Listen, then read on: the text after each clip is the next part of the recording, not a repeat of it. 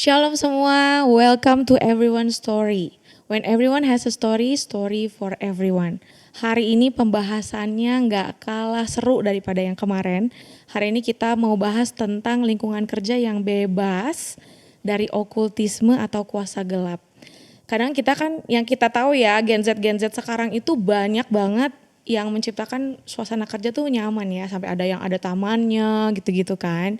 Nah sekarang sebelum kita masuk ke pembahasan dan narasumbernya, aku mau kasih tahu kalian dulu okultisme itu apa ya. Aku bacain.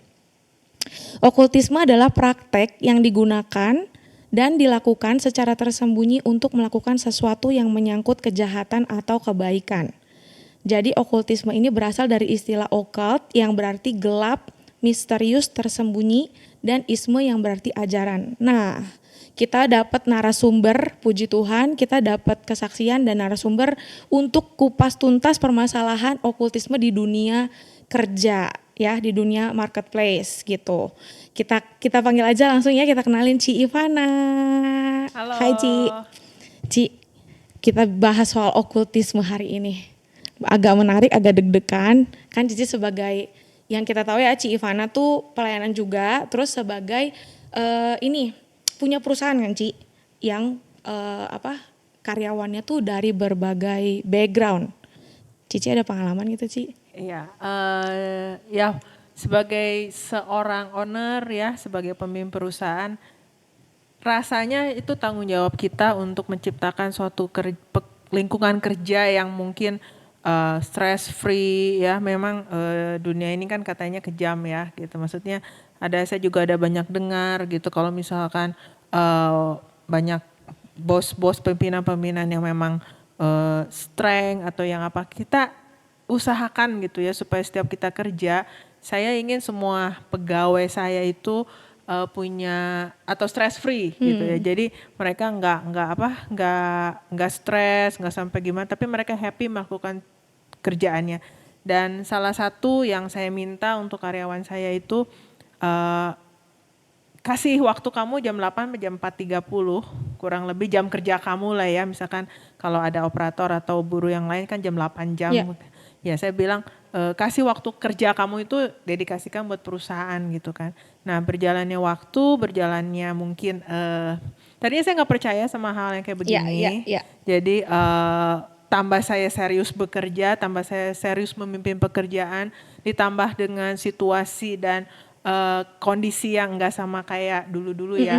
Dulu-dulu mungkin cari order, dulu-dulu cari cuan, cari profit lebih gampang gitu dan lebih menjanjikan. Betul. Tapi apalagi sekarang sejak mungkin bahkan jauh sebelum COVID juga, atau apalagi sekarang gitu ya. Jadi kita banyak menuntut juga mungkin ya secara nggak langsung untuk pegawai-pegawai lebih menghasilkan ya. Kalau misalkan di kerjaan sales lebih banyak jualan barang, kalau di kerjaan produksi mungkin lebih efektif, kalau di manajemen mungkin lebih berfungsi dengan baik. Jadi banyak tantangan dan tuntutan dari kita juga untuk pegawai-pegawai gitu. Nah, jadi ini ceritanya mungkin balik sekitar beberapa tahun yang lalu. Dan saya rasa ini sesuatu yang harus saya ceritakan karena banyak orang gak sadar, apalagi pemimpin-pemimpin atau owner-owner atau bos-bos atau atasan-atasan mungkin gak sadar kalau hal ini tuh, saya juga orang yang gak sadar gitu ya, kok bisa ya gitu, kok rasanya gak mungkin gitu, tapi ya it's happen gitu ya. Dan ini awal kejadiannya mungkin sekitar beberapa tahun yang lalu. Jadi awalnya ini kita punya seorang pegawai ya, seperti tadi yang saya bilang, tahun ke tahun kita pasti perusahaan menuntut orang atau pegawai kita untuk berfungsi dengan baik, apalagi menghasilkan omset, menghasilkan profit gitu untuk perusahaan. Lebih baik nah, lagi. Jadi seorang pegawai ini mulai kerja di perusahaan kita. Nah, saya sebenarnya awalnya saya nggak tahu karena yang menerima itu suami saya. Saya nggak tahu apa-apa, jadi tiba-tiba ada dia aja di dalam perusahaan. Nah, terus begitu berjalannya waktu, saya ingat sekali suami saya itu berkonsultasi dengan seorang hamba Tuhan juga pendeta. Dia bilang, Pak, si ini begini. Karena kayaknya dia merasa kurang nyaman, karena ada hal-hal mistis gitu yang seolah-olah digunakan oleh pegawai itu kepada suami saya gitu. Contohnya, Ci? Mungkin Detail, dari kecil ya? perkataan-perkataan. Oh, oke. Misalkan, Pak, kalau Bapak mau berhasil, ya, padahal dia tahu loh si Koko suami saya, Koko atau si bosnya ini tuh seorang Hamba Kristen, Tuhan, iya. seorang yang apalagi pelayanan, apalagi bergelar pendeta gitu. Kalau Bapak mau berhasil, katanya gitu ya, datang saja ke sebuah gunung. Wah, Ya gitu. Nah terus menawarkan ya, Besti. saya juga nggak tahu gimana. Saya banyak dapat feedback dari beberapa teman gitu, teman kerjanya gitu. Kalau dia bilang, kok tumbennya si bapak itu kok kayaknya delight itu suka banget ya, menyenangi atau sangat kayaknya bukan suka, kayaknya Baik kok banget baik gitu banget sama gitu. orang ini gitu. Terus awalnya saya nggak menggubris hal-hal seperti itu. Karena setahu saya di dalam pekerjaan juga dia berperforma sangat baik gitu betul. kan. Jadi saya nggak banyak, ya namanya pemimpin lah, kalau punya pegawai ngecuanin atau punya pegawai bisa naikin omset, siapa yang nggak senang Happy kan pasti, gitu.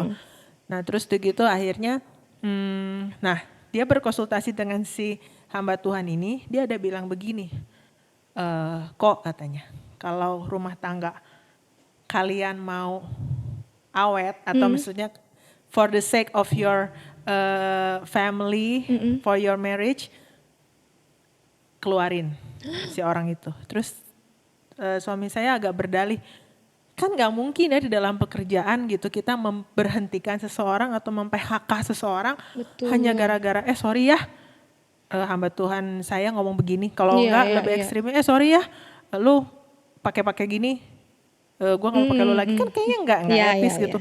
Wow, di dalam satu sisi dia itu berfungsi dengan baik di dalam pekerjaannya gitu. Jadi sama sekali kita nggak pernah bahas lagi hal itu. Sampai satu saat saya sedikit gak sadar gitu ya. Jadi saya sama suami itu kayak sering ribut gitu. Jadi selisih pendapat kayaknya tuh ya pokoknya kayak cekcok melulu, tegang gitu ya hubungannya. melulu gitu. Jadi sebenarnya ini saya nggak kerasa. Jadi yang nonton ini tuh sebenarnya para pegawai-pegawai atau teman-teman kerjanya mereka semua gitu. Jadi mereka nggak tahu kalau memang saya sendiri nggak ngerasa gitu. Nah terus jadi ya sebenarnya suami saya udah sedikit merasa nyaman ya gitu dengan apa yang dia performakan di dalam pekerjaan gitu. Dia bukan seseorang yang nggak bisa kerja juga gitu. Jadi nah sesudah itu memuncaknya itu satu hari itu pada saat dia mau keluar. Jadi dia sempat keluar. Oh gitu. Ya, dia mau resign gitu. Dia mau resign. Nah dia mau resign itu mungkin teman-teman kerjanya banyak ngomong kan.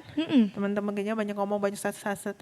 Nah terus sebelumnya teman kerjanya pernah ngomong gini ke saya, Ci, kalau Cici dikasih makanan, tolong ya doain katanya gitu. Saya sempat marah gitu, saya bilang, emang Tuhannya dia lebih besar daripada Tuhan gue gitu. Tapi saya tuh nggak sadar, sebenarnya saya itu dalam tanda kutip, kalau bilang kemakan sih enggak ya, cuma saya sendiri nggak sadar gitu. Nah jadi berkaca dari situ ya kita berdoa sama Tuhan.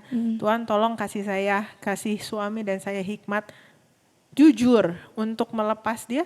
Tapi kalau dibilang performanya sangat-sangat baik juga enggak. Kerjanya jago gitu banget ya. Kan. Kesannya kan jago banget gitu. Sampai ada beberapa orang yang bilang, lu kok bodoh banget sih lu ngelepas dia, kok lu bodoh banget sih. Pasti. Nah, dia kan jago banget, saya jadi bingung gitu ya. Nah jadi suatu hari, waktu itu saya inget banget, Desember 2020 kalau nggak salah karena kita terbiasa untuk puasa akhir tahun. Selesai puasa tiba-tiba pegawai saya ini bilang, Pak, Bu, saya mau Resign. resign. Saya bilang, wah ini jawaban Tuhan ya, gitu, saya jawaban Tuhan. Nah, setelah resign itu nggak lama, teman-teman itu pada ngomong semua. Bahkan ada yang melihat kalau ada CCTV itu bisa kelihatan gitu apa yang dilakukan sama Selama si ini. pegawai saya ini gitu saat dia datang ke kantor, saat dia menggunakan sesuatu yang gak mustinya gitu ya dia pakai di dalam perusahaan gitu. Itu tuh terekam sekali oleh satpam-satpam dan CCTV gitu. Jadi ternyata tuh it's real gitu. Saya sampai sendiri aja sampai merinding. Oh, Tuhan ternyata ada yang kayak gitu-gitu. begini ya gitu. Jadi saya nggak menutup kemungkinan gitu. Kalau ada yang mereka memakai pegawai-pegawai atau mungkin tujuan mereka mungkin nggak jahat ya. Dia kalau di sini bilang okultisme kan sesuatu yang misteri ya. Betul. Jadi bukan soal pakai dukun atau apa, enggak sampai jahat. Cuma dia punya maksud untuk mungkin ya omset itu jadi naik, disenangi sama bos gitu. Dan itu enggak salah. Iya betul. Nah, cuman ingat setan atau iblis itu pasti dia akan meminta sesuatu dari apa yang sudah dikasih. Jadi saya sendiri pengen cuan lah ya. Tapi kalau saya ngedenger, saya sebenarnya sempat denger sih, Cici tahu nggak kalau si pegawai Cici itu pakai loh gitu, maksudnya untuk nguasain konsumen, untuk pegawai yang lain gitu. Saya bilang, gue nggak percaya gitu ya, gue nggak percaya gitu, maksudnya. Tapi di sisi saya sendiri kayak yang is okay lah gitu, dan bukan ke gue juga, yang penting kan omset gue naik gitu kan, dan semua cuan bersama gitu. Tapi Tuhan nggak seneng. Tapi Tuhan nggak seneng.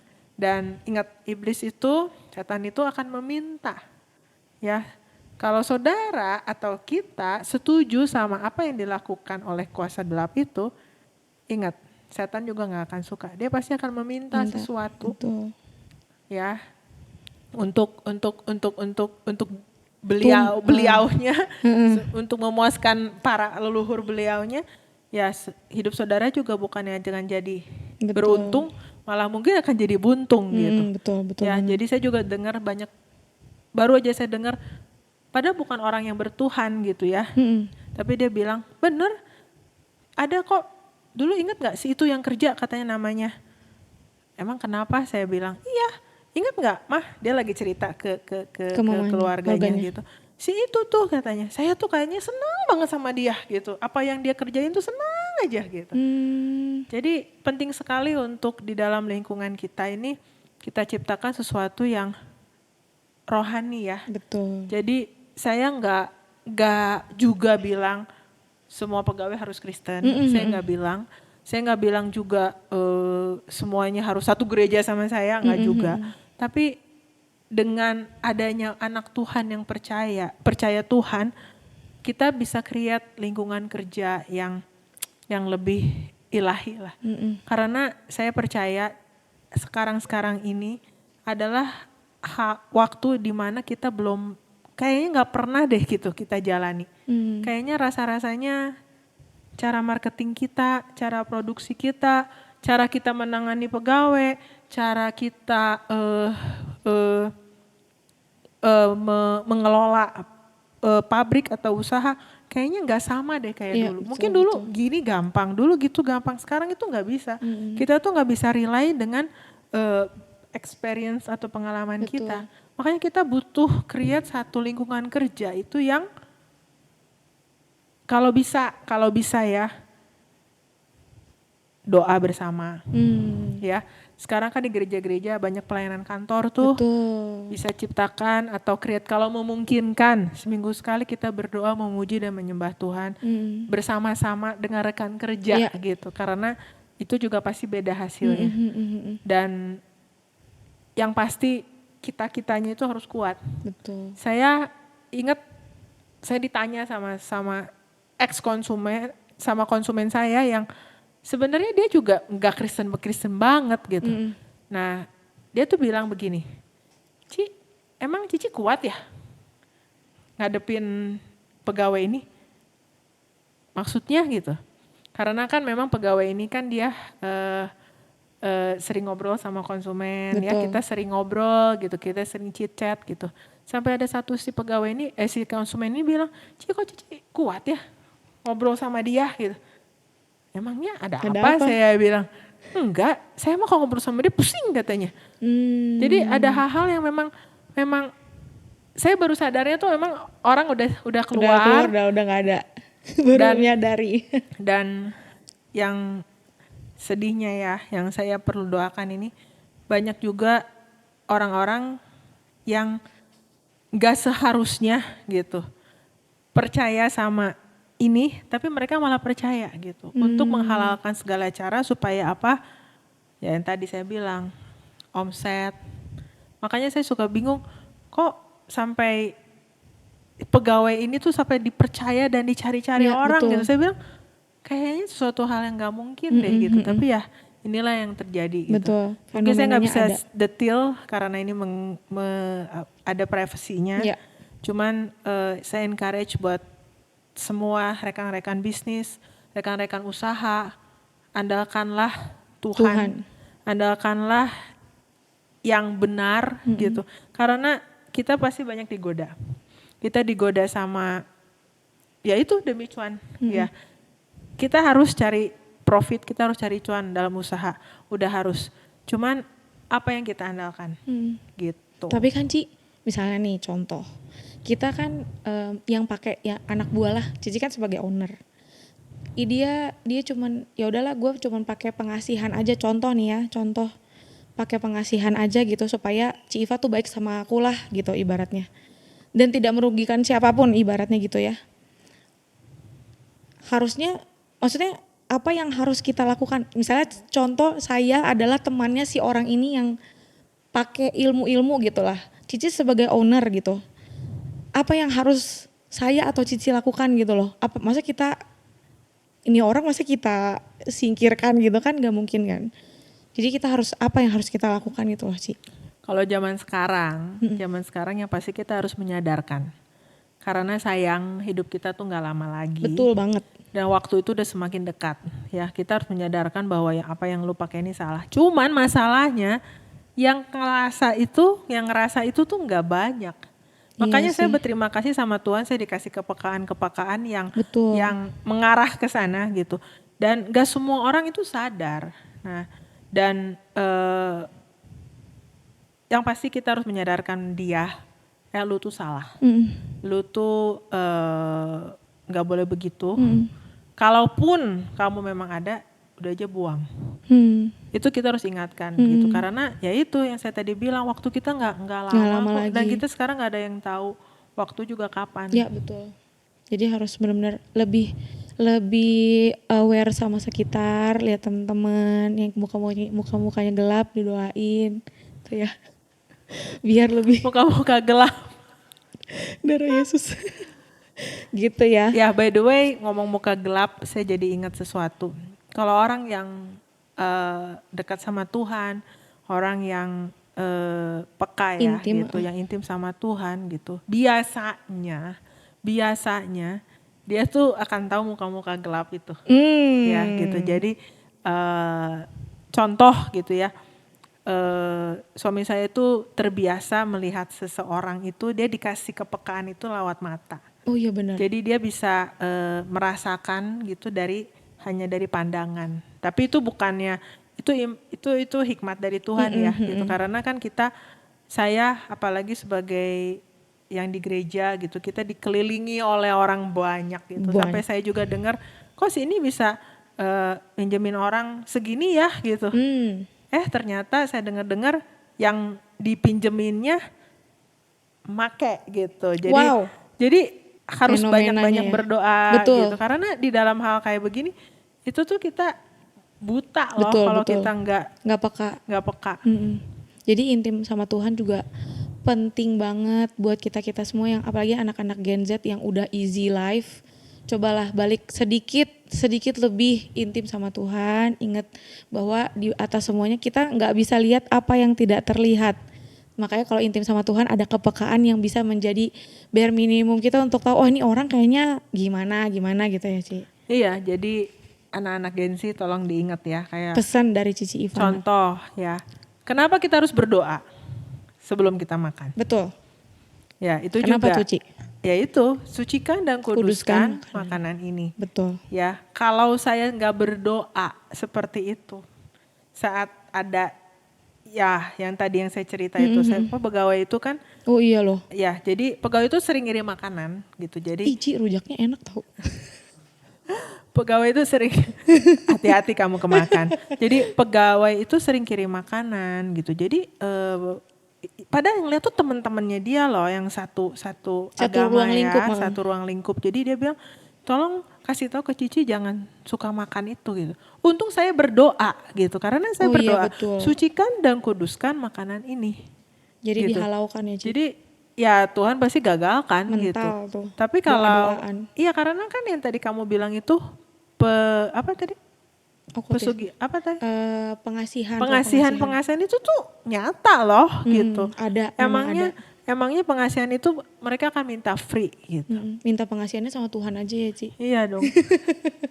Biar kita semuanya damai sejahtera Tuhan ada gitu ya. Jangan pengasihan yang aneh-aneh, udah ya dari Tuhan aja. Ci Iva tuh udah ngalamin guys, jadi pengalamannya tuh bener-bener real. Yang tadinya kayak apa sih, kayak gitu-gitu kayak nggak ada deh. Tapi ternyata beneran ada dan menyadarinya. Untung belum terlambat ya Ci ya. Nah terus aku juga ini nih sempat dengar cerita. Bukan dengar cerita sih, aku emang tahu Ci Ivana nih memang kepekaannya tuh semakin tahun semakin bertambah gitu ya Ci. Jadi kemarin tuh ada cerita apa Cici Ci Ivana ada cerita pengalaman guys sebelum ke Jepang. Jadi gini, kadang-kadang hal-hal yang di luar nalar atau hal-hal yang di luar nggak biasanya ini kejadian nih, nggak biasanya ini kok bisa kejadian. Nah kalian tuh harus ngecek gitu, maksudnya why, kenapa gitu. Jadi apakah orang ini tabiatnya seperti ini atau memang kok tiba-tiba kayak dibutakan kok dia jadi begini atau gimana gitu. Jadi waktu itu saya dan suami sama again kita puasa akhir tahun. Nah gak tahu kenapa 10 hari ini tuh kita memang berdoa banyak banget menghususkan untuk usaha dan pekerjaan.